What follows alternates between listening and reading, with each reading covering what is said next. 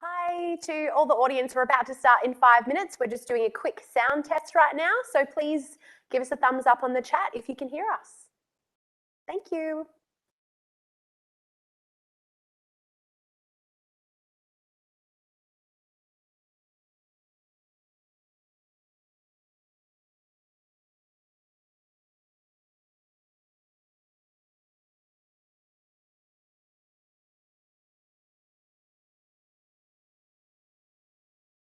Paula, can you hear me?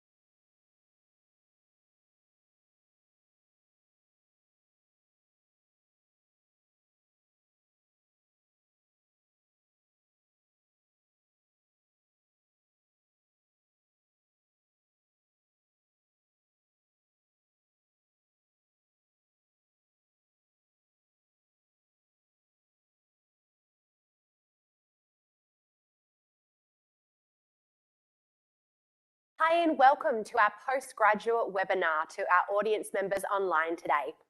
Curtin University acknowledges the traditional owners of the land on which Curtin Perth is located, the Whadjuk people of the Noongar Nation. Hi and welcome. My name is Madison and I'm the team leader of the Future Student engagement team here at Curtin in the field of marketing. I actually am a past student of Curtin, so I hold a Bachelor of Science in Human Biology preclinical from quite a while back, and more recently I hold a Bachelor of Arts in Professional Writing and Publishing and Performance Studies. So I guess that shows you a little bit about how diverse our offerings are here at Curtin. I'd also like to welcome our chat moderators, Mandy, Julie and Sinaida.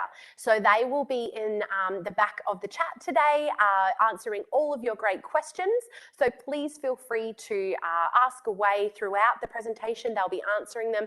And if you have any specific questions for myself or my panel members tonight, feel free to ask if they're able to deliver that to us at the end. Thank you very much. So today's topics, we will be going through a little bit about Curtin facts. Why study a postgraduate degree? The postgraduate qualifications that we have here at Curtin, the different offerings in the different faculties, some information about entry pathways, a bit about support and the Curtin community that we have here.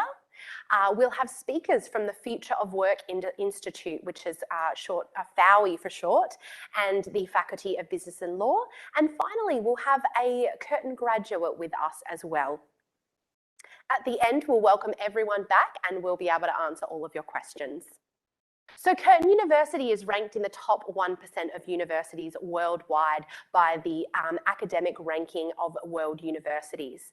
We have a 5-star status for student demand, teaching quality and learning resources as per the Good Universities Guide of 2022. And so what that tells us is that the students who have graduated from Curtin and studied with us are incredibly happy with the opportunities and the outcomes that they've gotten from the courses that they've studied here. So we have a speaker later who will speak a little bit more about motivations and why study a postgrad, but a little bit today about why you may be looking ahead to the future for postgrad study. So you might want to upskill or reskill in your area. So if you're happy of your current career path, but you are looking to develop a few more skills just to send you up that career ladder, you might be considering a higher award. When you achieve a higher award, it is quite well known that higher award receivers do often receive a higher pay than those who have a lower award. You might be looking to gain registration in your field of choice as well. So as an example, we offer Master of Architecture, which is with the School of Design and Built Environment. And that is essentially a 2-year course that those who would love to be registered in the field of architecture are required to do after their 3-year course in applied science, architectural science. As I mentioned before, you'll have higher earning potential and higher salary opportunities from getting a higher award.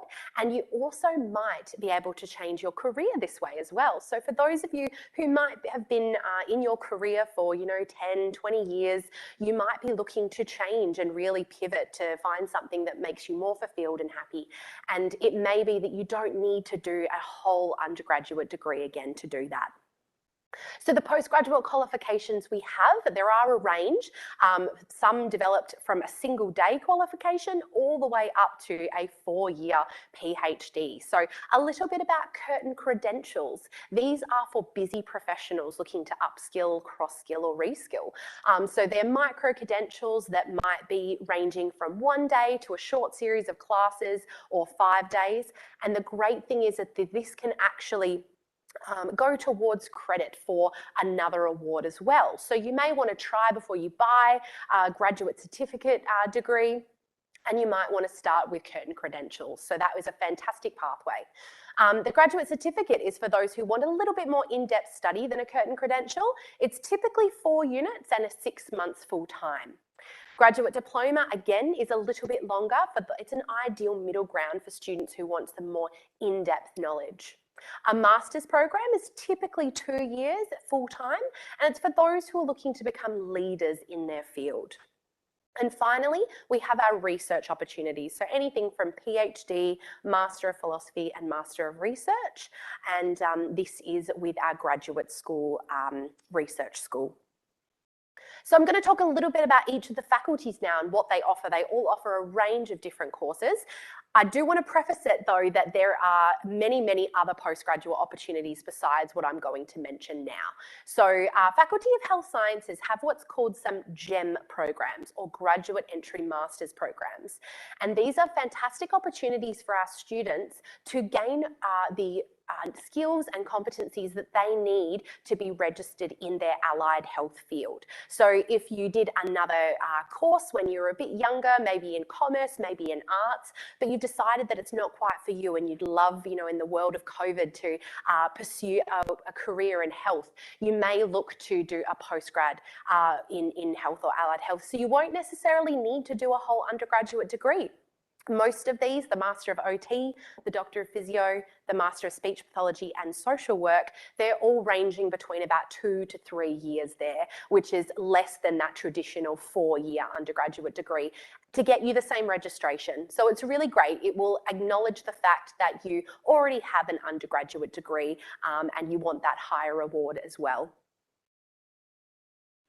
The Faculty of Business and Law is, we have our flagship Master of Business Administration, our MBA, which is taught here in the city, and that's 1.5 years long and is taught in trimesters. We also have our MBA Advanced, which is an extension of that 1.5 year MBA. It is 2 years, and that is more for those who are looking to gain the leadership skills that they may not have already developed in their careers or in the workforce, but they still want to be on track to reach that MBA. The Graduate Certificate of Business and the Graduate Diploma of Business are, as per the postgraduate qualifications that we had on the screen before, shorter qualifications in the same type of industry. So the great thing about a grad certificate in business is that you can use that as an entry pathway into the MBA. So if it's your dream to become a leader and a supervisor and in your profession, you're potentially able to use the grad certificate in business, successfully complete that and use that to apply into the MBA as well.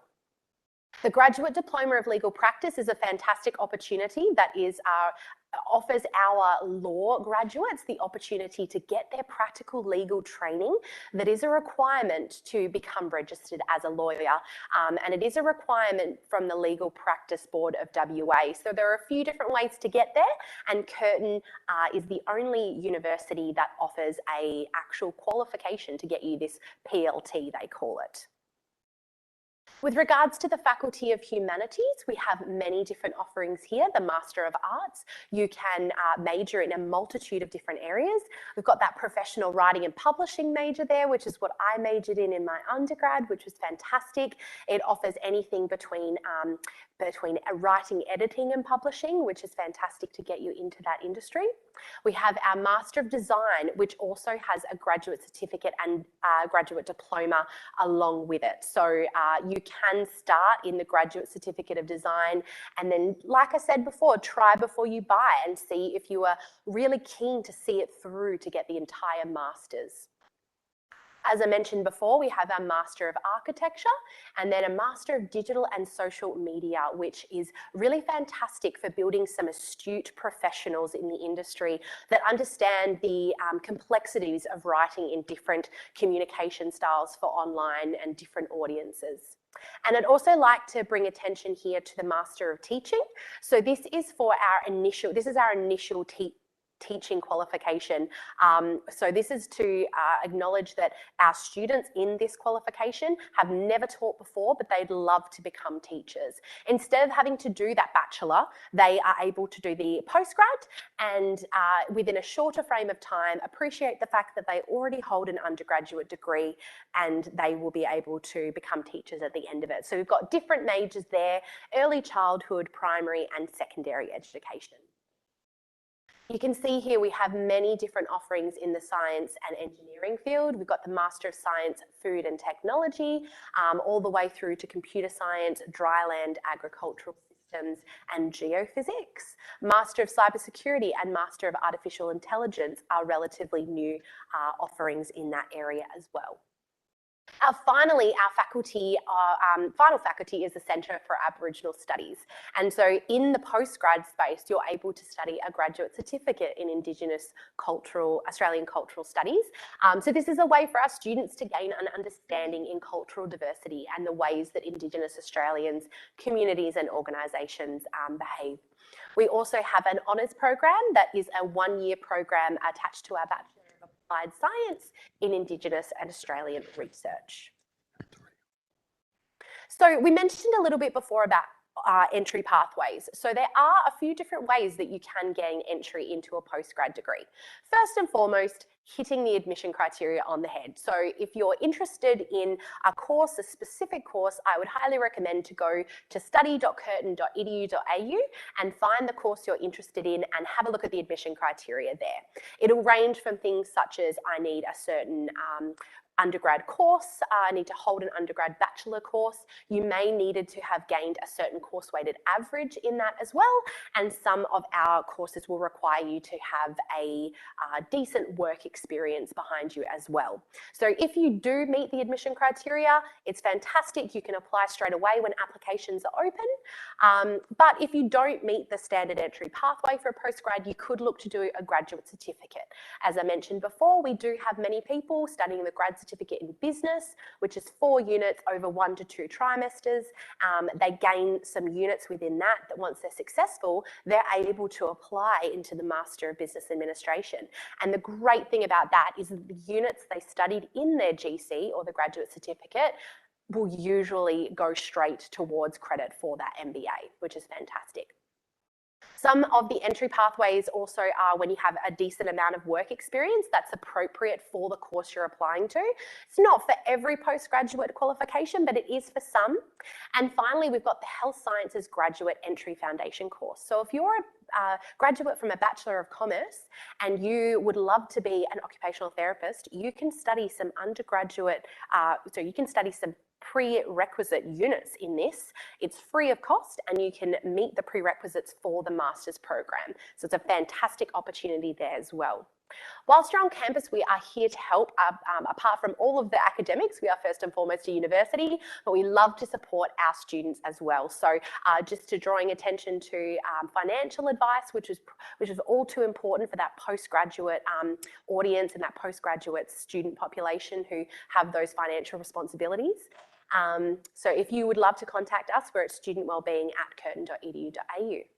If you're keen to get social on campus as well and you've got a bit of extra time, you can do Earn While You Learn or social sports and come to events with us. A little bit about potential tuition fees and costs. You may look to see how you're able to pay for your course. So whilst you may not be able to defer your costs to what's called HEX help, you may be able to utilise what's called fee help. So we would recommend you go to Study Assist for that. We're always here to help, so please get in contact. Give us a call on 1300 222 888, or you can go to curtin.edu/ask and submit questions to our really friendly team anytime you'd like.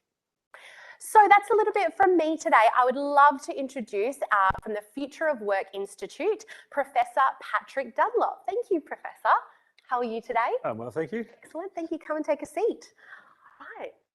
Please feel free to let us know all the work that you get up to. Absolutely. Well, thanks for having me on tonight. My name is Pat Dunlop. I study recruitment and selection, which is a process I'm sure many of you have gone through in the past and will probably go through in the future. That is assuming you want to find a job one day. And so I was asked to speak with you tonight about what recruiters are looking for. And you couldn't have timed it better, honestly, because we had just finished my colleagues and I have just finished a research project where we surveyed a bunch of recruiters across different organisations across the country. We covered all states. And we asked them lots of different questions, but one of the questions we asked about was what they're looking for. And just to give you a sense of who we interviewed or who we surveyed talent acquisition people. And these are the people, they're usually the first point of contact for all things related to getting a job. So these people will do things like write job advertisements, attract candidates, look at CVs and reference checks, and work out how to assess the candidates. They're also the ones that come under the pump when a line manager is looking to hire somebody and they can't find somebody. So I asked them, in this project, we asked them what skills are in demand at the moment. And tonight I'm going to tell you what they said. The first skill they identified was resilience. Now, I should say resilience means lots of different things. In this particular study, we asked them to elaborate, and they explained that what they meant was the ability to recover well from a setback. That's apparently a very high demand skill, one you should develop. Related to this resilience idea was adaptability, or in other words, a willingness to change and adopt a lifelong learning orientation. And that was a key skill that recruiters were looking for. I think they're interested in people I think they're recognizing that work is changing quite rapidly, and the way people can respond to that is very important. I'm pretty confident that many aspects of postgraduate training would give you opportunity to develop both of these skills. So taking on postgraduate training in itself clearly shows some commitment to lifelong learning, and working with postgraduate colleagues and engaging in work integrated learning through industry placements will also give you opportunities to develop your ability to adapt to change effectively and build your resilience. I'm sure there'll be setbacks along the way. Another challenge that the recruiters mentioned in our survey was that they faced major shortages in finding people who have specialist and technical skills. And many of them commented that they have too few candidates relative to the numbers of positions. So it struck me that now is probably a good time to invest in upskilling. Potentially postgraduate education is a way to do that, because employers seem to be desperate for staff that have different skills, technical and specialist skills. And while you're studying, you might find that some of these employers will be interested in students. But I have to say, technical and specialist skills are not the end of the story. The recruiters across Australia also mentioned soft skills as being very critical. So skills like communication, showing empathy to people, bringing people along a journey rather than bossing them around, and demonstrating a positive attitude at work is in high demand. Similarly, integrity and ethics, they were mentioned by lots of people as being in demand characteristics. They're not really skills so much, but they are in demand. And so again, postgraduate education, I'm sure will provide viable paths to developing all of these skills. But look, whatever you decide to do, the key for me is you really ought to continually document your learning journey and reflect on those learnings regularly. Because during your job interviews, you're going to be asked about these skills and how you've developed those and how you've grown as an individual. And so you want to be able to give them some examples of cases where you've done that. So whether you pursue postgraduate education or you develop these skills elsewhere, just make sure you track your progress and reflect on what you've learned. So in the interest of keeping to time, I won't say too much about what the experience of applying for work is like and how technology has changed that. That's what my research is all about. I'm happy to take questions during the Q&A, but I'll just quickly recap. The in-demand characteristics were resilience, being able to adapt effectively to change, specialist and technical skills, your soft skills, and integrity. Thanks for listening. Thank you, Professor Patrick Dunlop. That was really interesting research. Okay, so our next panellist is John Curtin Distinguished Professor Marilyn Gagne, who will be speaking on about your motivation to do a graduate degree. Welcome, Marilyn. Thank you for being here today. Thank you for having me. So it's a pleasure to be here, and I want to talk to you about motivation and why you should the good reasons for doing postgraduate studies, as well as also what are the sort of motivational requirements in the future of work. So I also work at the Future of Work Institute, like Patrick Dunlop, and my area of research is on work motivation. So let's start. So why should you do a postgraduate degree? I'll talk about three little things related to that. The first one is that I think, and it's not just from my own opinion, but from evidence-based research, that it's really important to do postgraduate degrees in something that you have a genuine interest in, that you think you're going to enjoy doing, and also that fits with your values, with what you want to achieve through it. So, and that would be instead of doing a postgraduate degrees for some kind of external reward or to feel like feelings of obligations that you might feel in your entourage. So what that means is that try to choose studies that are based on your interests, and also try to choose studies based on the type of impact that you want to have. Do you want to help children? Do you want to save the environment? Do you want to help workers and businesses? That's how you can approach your choices to make sure that you can feel like you have an impact through the work that you're going to do because you've studied certain things at uni. The other way to think about it is think about the fact that you're going to be waking up every morning to do that work. And will it be easy and will you be enthusiastic to get up and go to work?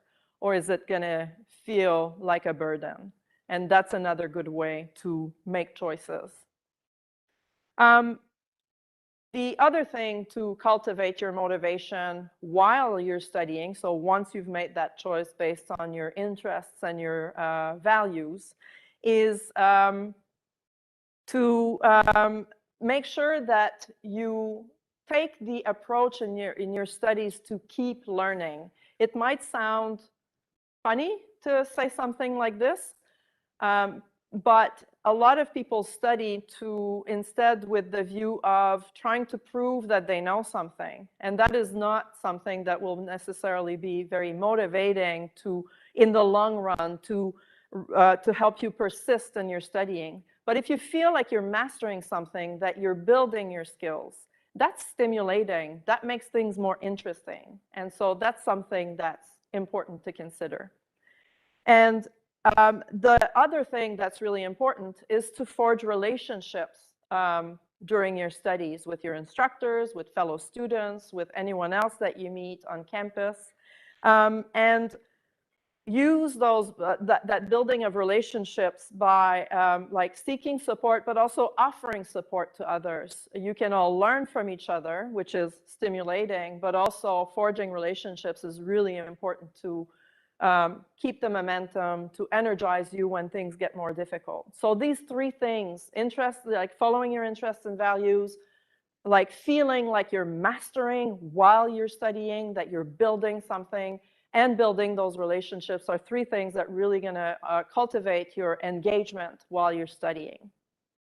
The last thing that I wanted to talk about with you was, you know, we always say like, well, is it really worth it? What should I learn? What is going to help me get jobs in the future? What will make me more employable? So how can you make your studies worth it? Well, working at the Future of Work Institute, we study how work is changing and what the future requirements of work are. So Patrick Dunlop told you what recruiters are looking for, which will be very useful to you. I'll come from a different perspective from the work that we're doing at the Future of Work Institute, looking at how work is changing and what that means for the type of work you'd be doing in the future. So the first thing that I want to say about this is that, of course, machines are increasingly doing some of the human work that we do, right? And so what then will humans be doing in the future? Well, for one thing, they have to develop these machines. So that's something, so all those technical skills and all of those kinds of things are really important.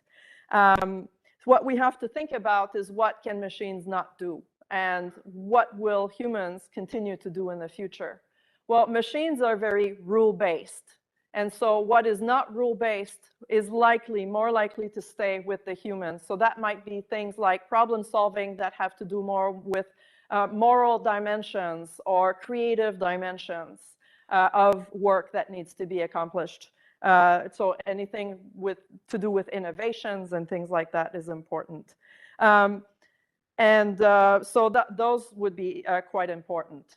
So if we think about it in terms of what I'm showing on the screen here, in terms of two dimensions, also uncertainty and interconnectivity, these are other things that are happening increasingly in the world of work. We are more and more hyper-connected through different media, and we're asked, so this is maybe where the soft skills come in a little bit more. We need to communicate effectively and manage communications through multiple networks, and that is increasingly challenging for many of us. So any skills that help you achieve that will be increasingly important. And the other thing is to manage uncertainty. the world is constantly changing, very dynamic, very fast-paced. And so we have to be able to cope with that. So being flexible, being adaptable, and being proactive, even instigating change, being ahead of it, are things that will be very important in the future of work. And so in other words, being open-minded and able to cope with constant change will be must-haves in the future. So you see at the bottom of the slide that the bottom corner is probably those categories of skills that are most likely to be replaced by automation and things like that. So with that, I hope that will help you make your choices, and thanks very much for inviting me. Thank you. I'm feeling motivated already. Thank you. Good. Thank you again, Marilyn. I'd now like to invite up Professor of Human Resource Management and the Head of School of Management and Marketing, Professor Julia Richardson, to talk about Tales of the Unexpected. Hello, Julia. How are you? Yeah, well, thank you. Okay, so I'm looking at this technology. I'm very pleased to be here, I must say. So I'm going to talk about Tales of the Unexpected, managing career shocks. And it's really neat that both Pat and Marilyn talked about the need for change and adaptability to change. So let's take a look then at how we manage what we're calling career shocks. So when we think about career success or professional success, this is often the story that is told to us. So all we need is that determination, we need that execution of our planning, we need ambition, and we need that vision. And equipped with those 4 skills, what are we going to do? We're going to head right up to the top, and we're going to experience that wonderful career success. And that indeed, they're very, very important things. However, we also have to be prepared for change. And specifically, we need to prepare ourselves for what we call career shocks. Okay, so let's have a think now about what is a career shock. Well, a career shock is best understood. It's some sort of event. It's a shock to the system, and precisely your system. And what does it do to you? What impact does it have on you? Well, really, it causes you to pause and to think. And it encourages you to really reevaluate not just where you are, but exactly where you want to be with respect to your professional development and your opportunities. So it's an event, or it could well be a series of events. It doesn't have to be a big event. It could be a very small event, but nonetheless, it still encourages you to stop and reevaluate exactly where your professional career is going.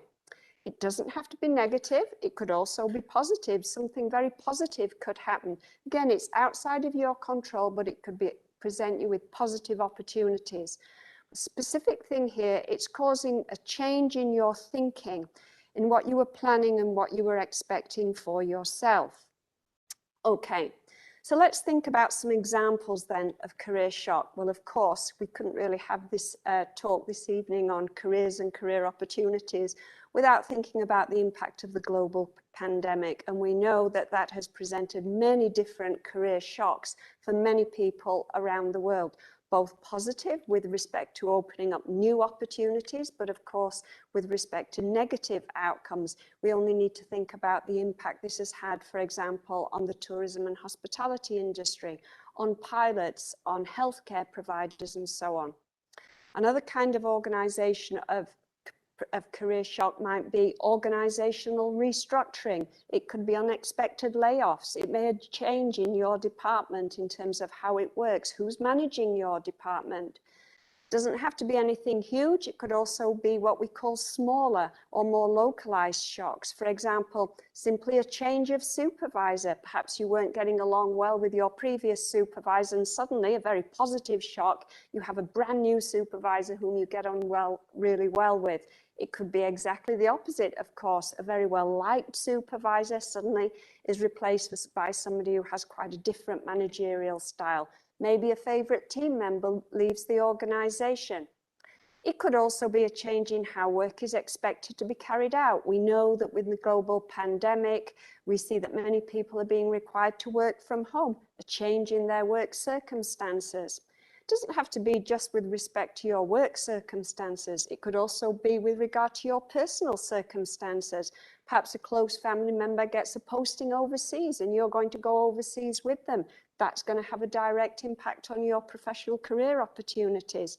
More negatively, it could be a breakdown of a close relationship, perhaps a divorce. Alternatively, it could be a personal injury or an injury or illness with respect to one of your family members. These are all very different types of career shocks. Okay, let's now move on then. So just to recap, a career shock could have positive or negative valence. It could be of a long duration, perhaps over a number of months or perhaps even years. It also may change depending in terms of your controllability, the extent to which you can have some kind of control over this career shock. It could be a single one-off event, or it could be something that is up and down. For example, if we think about the boom and the bust in the mining industry. Okay, so what happens? What do we know? What happens when people experience a career shock? There can be actually roughly 4 different responses.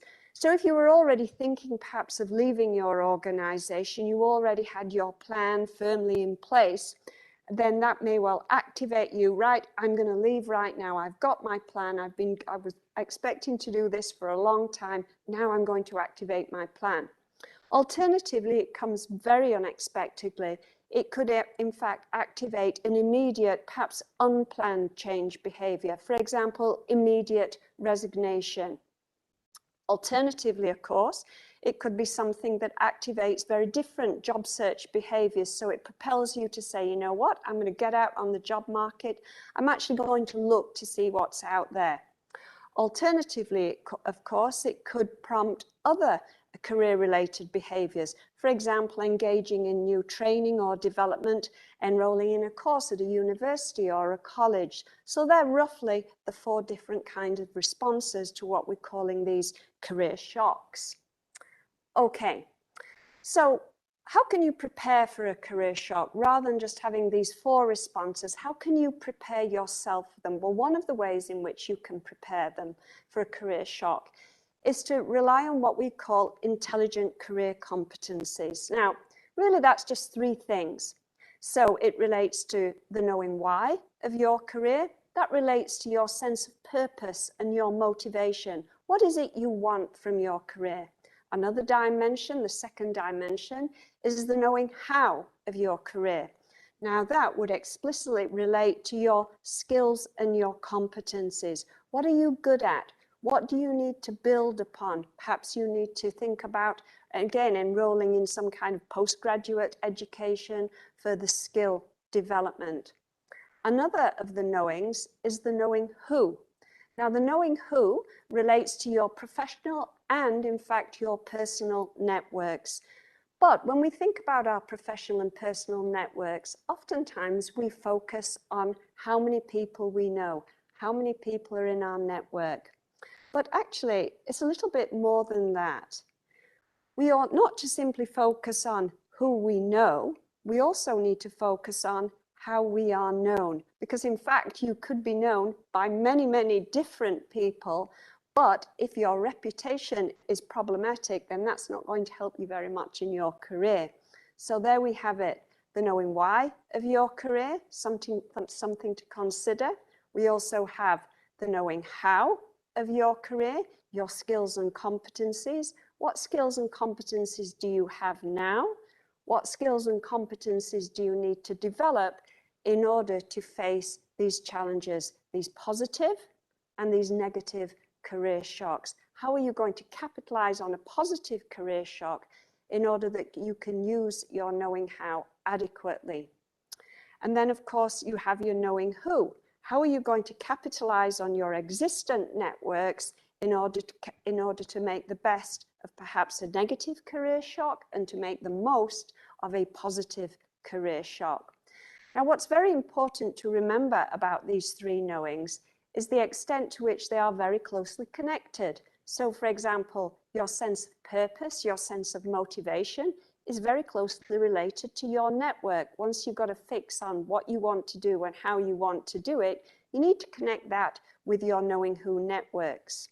Also, of course, Once you've got a clear understanding of your knowing why, your sense of purpose and your motivation, what you actually want from your career, then you have to start thinking, well, in order to fulfill these motivations, what skills and competencies do I need to develop? And of course, the other thing is once you start building the skills and competencies, that may actually have a changing impact on your sense of purpose and motivation. You may start thinking, you know what, I actually want to try something completely new. But then, of course, the triangle wouldn't be quite complete unless we looked at the bottom part. The extent to which once you start building those knowing how competencies, that may mean you have introductions to a completely different professional and personal network. And again, once you've established that very diverse professional and personal network, you may leverage that network in order to enhance your further knowing how competencies. So bringing it all together then in terms of the impact on our career, what do we need to do when we are encountering these career shocks? Well, the first thing, of course, so that you can be prepared again for a negative or a positive career shock, you need to really take ownership of your career by working with others. Thinking about your sense of purpose, it may well be once you've experienced a career shock, let's imagine a negative career shock. Your whole industry has changed. It's something outside of your control. You may want to revisit your sense of knowing why, your sense of purpose. Perhaps it's going to provide you with a completely new opportunity to pursue a career in a completely different direction. You also need to start thinking, well, who could help me in my change of career direction? Perhaps I need to broaden my network. And that's the really interesting thing about our knowing who. We usually hang out with people who are very much like us. They know the same people we know. They know the same things that we know. But I think to make the most of your professional networks, and research has shown very clearly that you will have more and more valuable career opportunities and experiences if you have a much more diverse network. Again, it's back to understanding your sense of purpose and your motivation. It's also about nurturing that all-important growth mindset, enhancing those skill sets. That's you knowing how. And then I've already spoken about creating and maintaining your heterogeneous networks, strong diversity in those professional and personal networks. And finally, of course, developing that self-knowledge by working with others, helping them and allowing them to help you. Never be afraid to ask for help. And specifically when you encounter a career shock, whether it's negative or it's positive, managing what can be actually very distractive emotions, capitalizing again on that knowing why, that knowing how, and that knowing who of your career. And above all else, I'd really like to leave you perhaps with the best picture that I think that really capitalizes on careers and how I would view careers today. They're certainly not static. They are inherently dynamic, ever-changing. And it's very, very important for you to be ready for that change and to be able to embrace that change. See it more that your career is constantly under construction, but you are very much taking charge of what is in fact a highly dynamic, highly complex and very forward-looking career, again by capitalizing on those three competencies: the knowing why of your career, the knowing how of your career, and of course the all-important knowing who of your career. Thank you very much. Thank you so much, Julia, on that enlightening presentation. Thank you. And now I would love to introduce, that's the end of our professional panel, but I'd love to introduce our special guest, who is Farjana. She is a previous student of Curtin and a graduate. Please come and join me, Farjana. Thank you for being here today.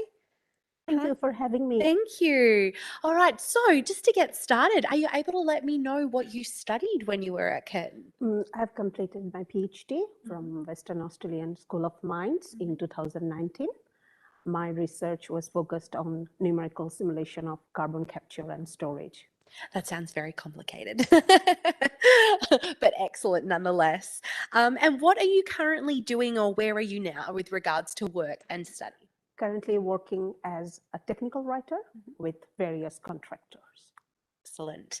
And what was your student experience like when you were a PhD student at Curtin? I'm happy to share my very good student experience with you today. As I did numerical simulation, and I did it with POSI supercomputing system, I was always in need of supports from my departmental staff and Curtin IT services. They helped me continuously, and for their help, I felt that I was privileged. And very supported, it sounds, as Yes. well. And finally, from me, what advice would you offer to future students thinking about studying a PhD at Curtin? Curtin shaped my career. I have interest in energy transition, and I have completed my PhD related to energy transition. So Curtin helped me a lot to fulfill my dream. I would suggest future students, if they want to change their career and want to be a part of a world-class educational network, they must choose Curtin. Thank you so much, Farjana. And I'd you. just like to put it out to the audience. So we have Julie.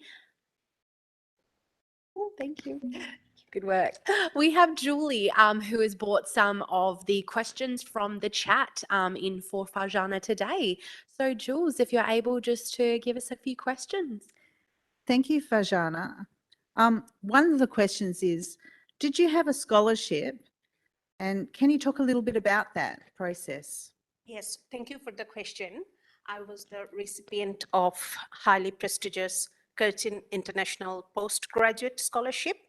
Without this scholarship, my dream to work in energy transition field would not be possible.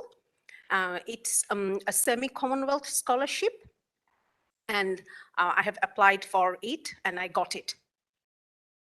Fantastic. Another question.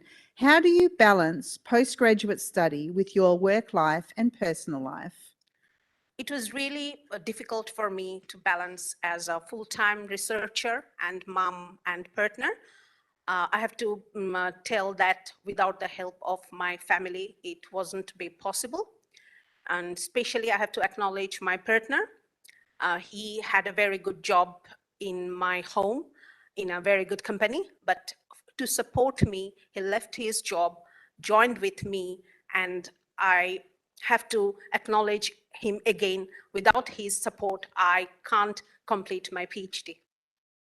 And lastly, what has been the highlight of your postgraduate study experience? I have to highlight one thing most importantly, that if someone wants to do research in Curtin, they must contact the department, follow the website, contact the supervisors. There are lots of scholarships available, but the student must keep communication. And for STEM students, I want to give information. If someone wants to do study with supercomputers with less time and high performance, Curtin has a free of cost opportunity for STEM students with POSI Supercomputing Center. So I got the world-class support from POSI Supercomputing Center. So I want to add to the future students, especially STEM students, this information. Thank you so much. Thank you very much. Thank you, Julie, and thank you, Farjana. That was fantastic. Thank you. Have a great evening. Okay, it's a bit of a party back there, I think. I'd love to invite back my professional panel, Professor Patrick Dunlop, Marilyn Gagne, and Julia Richardson, just to join me. Thanks, guys. All right, so we still have Julie behind us to ask some questions of panel. So Jules, please feel free to share those with us. I've got a question for you, Maddie. Does postgraduate courses have Commonwealth support places? Some of them, but not all of them. So typically they'll be domestic fee paying. There will be a handful that are Commonwealth supported. For instance, the Master of Teaching and the Master of Social Work qualifying might have or will have some Commonwealth supported places. But I would like to stress that it is not for all applicants, and that the ability to get that place will be based on either merit or an equity place. So yes, but long answer, not for everyone. So look into that, and hopefully all of our applicants could get one. Thanks, Maddie. I also have another question for you. I have completed a degree taught in English overseas.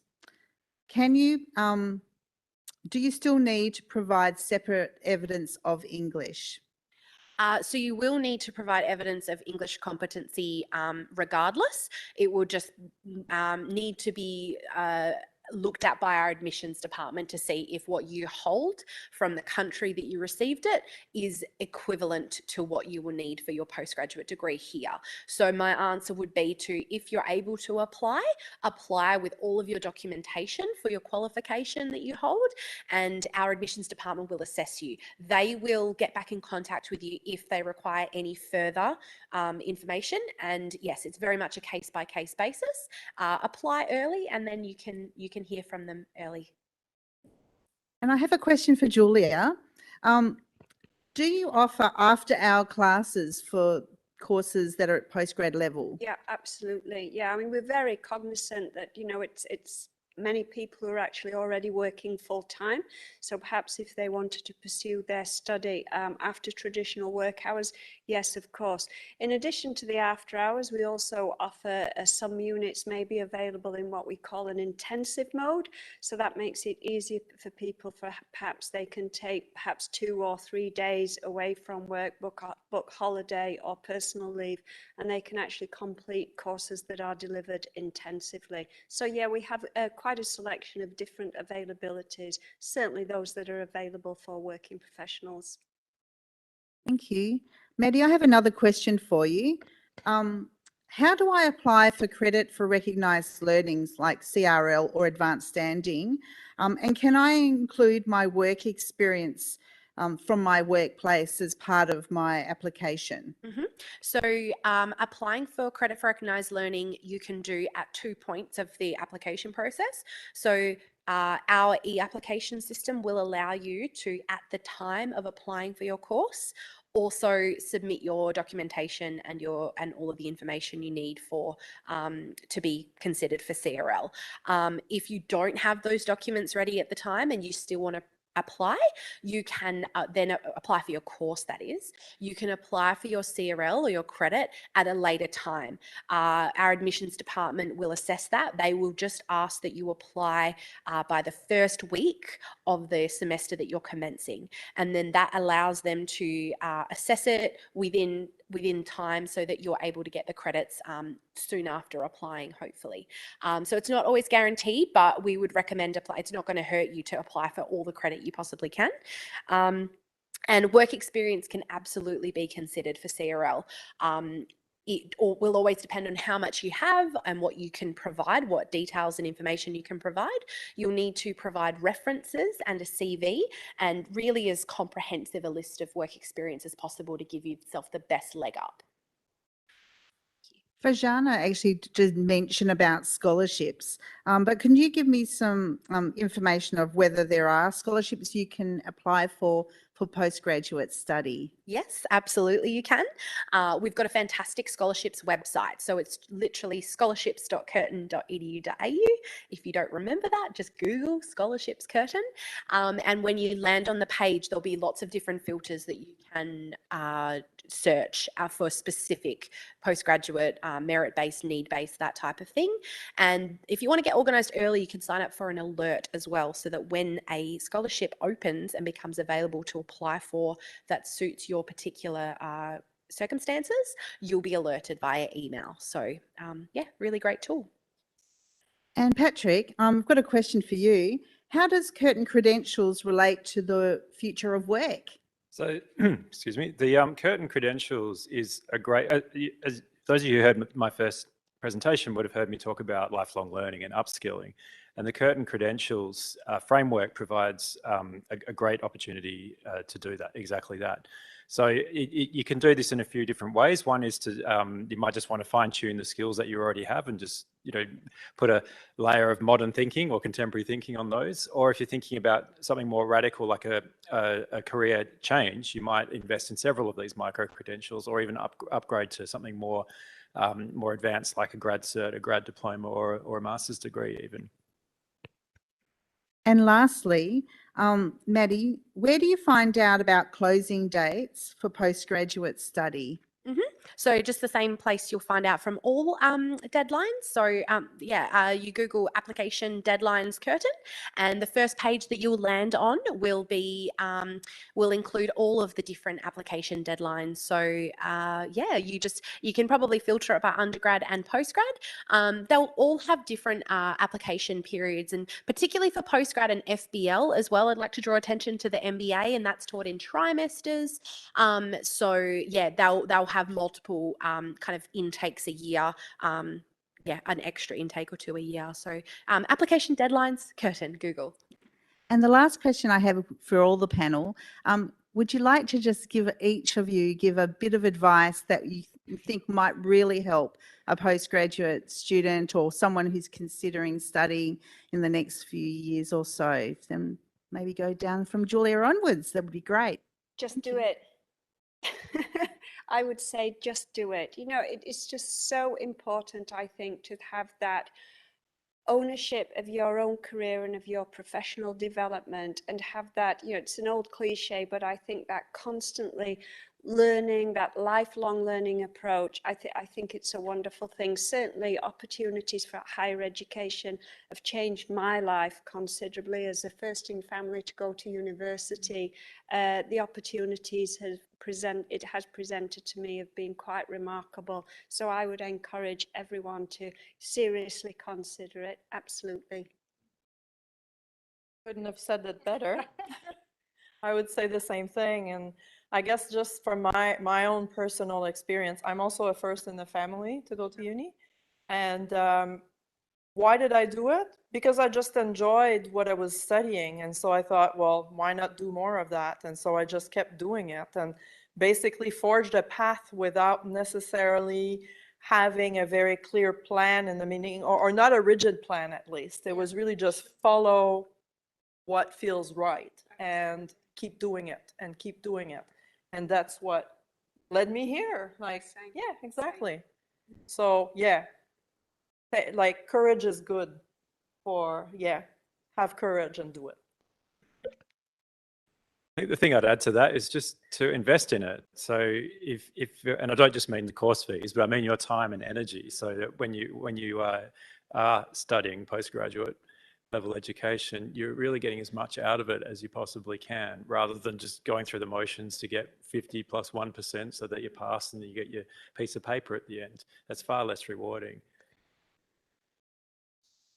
And I think there's something to be said for the pride that you can feel when you walk across that stage. And I can only imagine how immensely satisfied Farjana would have been with herself to receive that PhD. And you mentioned your partner being so supportive of you, and like, what a brilliant feeling. Also, I think that there's something to be said for, we're always changing and we're growing and living, and we're dynamic beings, right? So I guess I know lots of people who, when they were presented with the opportunity to study when they were younger, didn't take it up. But then 10 to 15 to 20 years later, they have changed enough to feel like they want to add to that research, they want to add to that knowledge. And also another thing that I'm really passionate about is that I feel education should be for everyone, and those who have been in the workforce particularly and want maybe a foot in the door with a postgrad through a graduate certificate. I know many people professionally who have done that and just shown them that they are worthy of that award. And that's a really, really great feeling as well. I often talk to high school students, but then also postgrad applicants as well. So yeah, thank you, Jules. I love that question. The other question I would love to ask as well is, I know I touched on it earlier with the work-life balance, but can you give some handy tips of how people can hopefully be able to cope with study, having children or families, and also being able to do work at the same time. Can you give some handy hints for how people can juggle their lives a bit? Well, I have 2 teenagers, so I've been through it and still am through it. It's not easy. It's not easy. I personally just take the approach of figuring out what I can do day to day, and just like it's one day at a time. A lot of planning goes into it as well to make sure that there's nothing that falls in the cracks.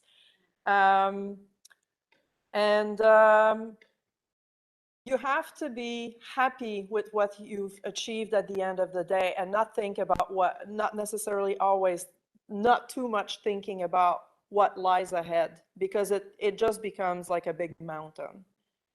One day at a time, I think, is really the key for that. Do you want to add something, Julia? And I think also, Marilyn, it actually adds to what you were saying earlier.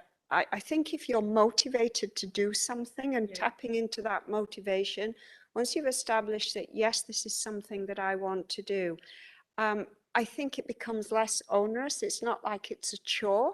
So it's actually something that you're getting what I would call emotional, personal, professional nourishment from. Then it doesn't feel like a chore.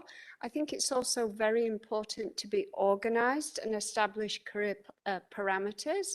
I think also we have to be very careful in using the term work and life as though they're 2 separate things.